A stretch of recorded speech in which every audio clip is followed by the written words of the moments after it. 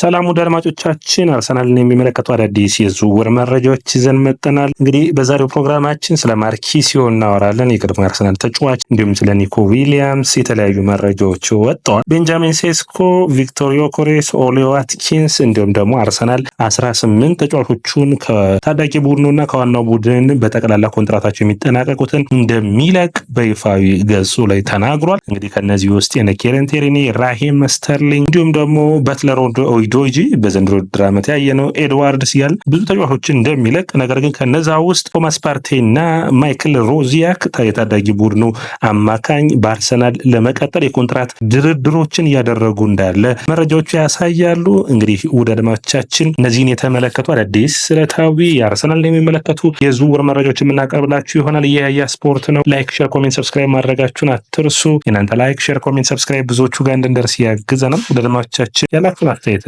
አስቀምጡልኝ። የመጀመሪያው መረጃችን እንግዲህ የሚሆነው ወደ አድማጮቻችን ክሩዜሮ ይወስደናል።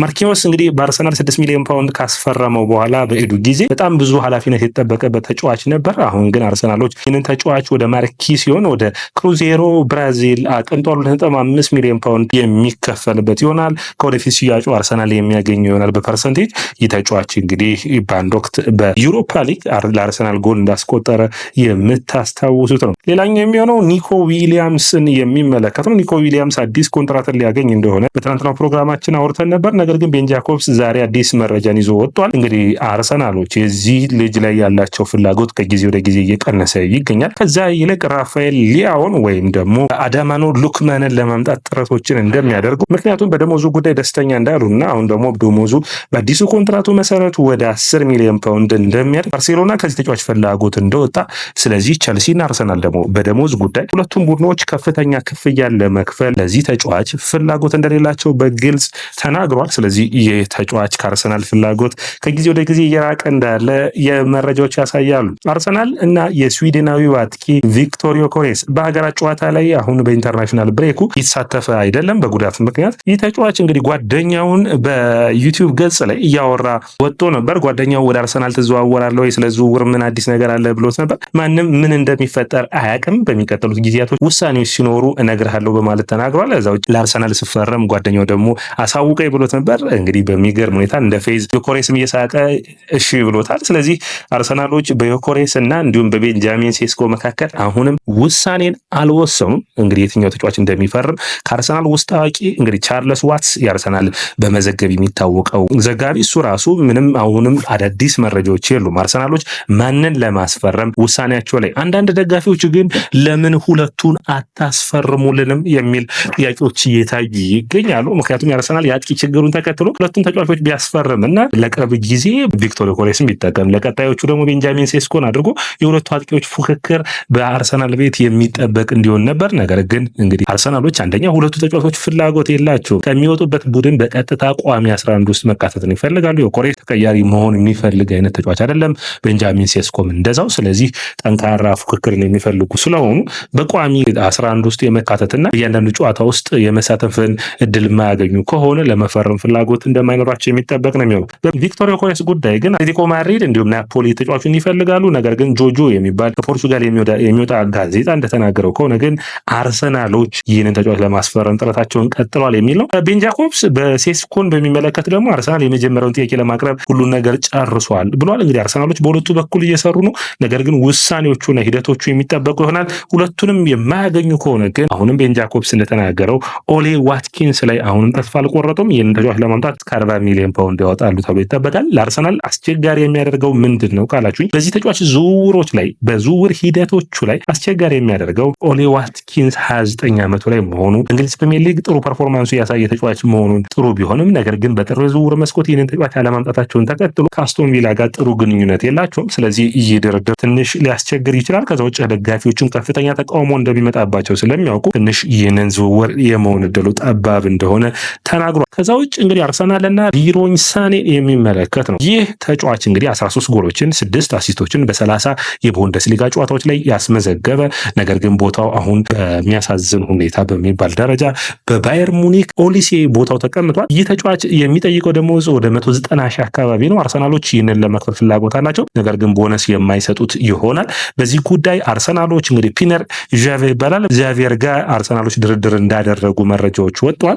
እንግዲህ የታዋቂው ለባየር ሙኒክ ቅርብ የሆነው ጋዜጠኛም ይህንን ተናግሯል። አርሰናሎች ይህንን ተጫዋች የሚያመጡት ከሆነ እንግዲህ በዝውውር መስኮቱ ላይ ሌላ የመስመር ተጫዋች አያመጡም ወይ? እንግዲህ ትንሽ የሚያስቸግር ነው የሚሆነው። ነገር ግን በእንግሊዝ ፕሪሚየር ሊግ መጫወቱ ከማይክል አርቴታ ጋር ጥሩ ግንኙነት መኖሩ ጥሩ ነገርና የተጫዋች ለመዘዋወር ድል ይኖረዋል የሚለው የሚጠበቅ ነው የሚሆን። ነገር ግን አስቸጋሪው ነገር የሚሆነው አንዳንዴ እንደዚህ አይነት የዝውውር ዜናዎችን ኤጀንቶቻቸው ያስወሩና ተጫዋቹ የተሻለ ደሞዝን እንዲያገኝ ጥረትን የሚያደርጉ ይሆናል። በቀጥታ አርሰናል 18 ተጫዋቾችን ለቋሉ። ደልማቻችን 18 ተጫዋቾች ውስጥ እንግዲህ በትለር ኦዴጂ፣ ክሌረሜንቴ እንዲሁም ደግሞ ኤድዋርድስ፣ ፊሸር፣ ጎልደን፣ ሄነሪ ፍራንሲስ ማይክል አርቴታ በመጣ ወቅት በመጀመሪያዎቹ ጊዜያቶች ተቀያሪ ሆኖ ብዙ ነገር የሚጠበቅበት ጆርጂኒዮ፣ የሳላ ሁለቱን ወንድማማቾች፣ ኔቶ ግብ ጠባቂውን ኔቶን ማለት ነው፣ ኦንኮኳ፣ ራሂም ስተርሊንግ፣ ኬረን ቴርኒ 18 ተጫዋቾችን ለቋል።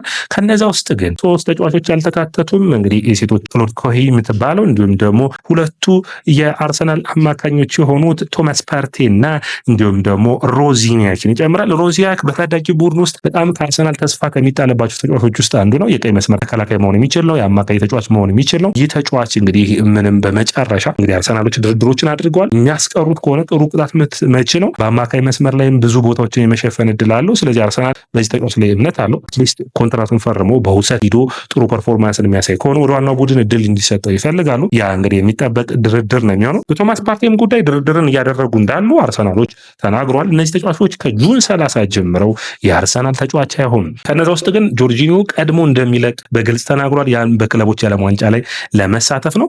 ከዛ ውጭ እንግዲህ ኬረን ቴርኒ ወደ ሴልቲክ የሚያደርገው ዝውውር እንደተጠናቀቀና ወደ ሴልቲክ እንደሚመለስ በብሬንዳን ሮጀርስ ስር ሌላ ጊዜ እንደሚያሳልፍ የሚጠበቅ ነው የሚሆነው። ራሂም ስተርሊንግን የሚመለከት ቀጥታ በውሰት ውሉ ተቋርጦ ወደ ቸልሲ የሚመለስ ነው የሚሆነው። ውሰት ውሉን ጨርሶ ተቋርጦ ሳይሆን በአጠቃላይ አርሰናሎች እንግዲህ በዝውውር መስኮቱ ላይ ተጫዋቾችን ከመልቀቅ ጀምረዋል። በዚህን ተከትሎ እንግዲህ አርሰናል ታዳጊ ቡድኑን ማጠናከር ላይ እንደሚሰራና የነዚህ ተጫዋቾች መልቀቅ አዳዲስ ተጫዋቾችን ለማምጣት እንደሆነ በግልጽ ተናግሯል። ከዛ ውጭ እንግዲህ መድፈኞቹ ማክስ ዳውንማን የአርሰናል ታዳጊው ተጫዋች 15 ዓመቱ ላይ ይገኛል።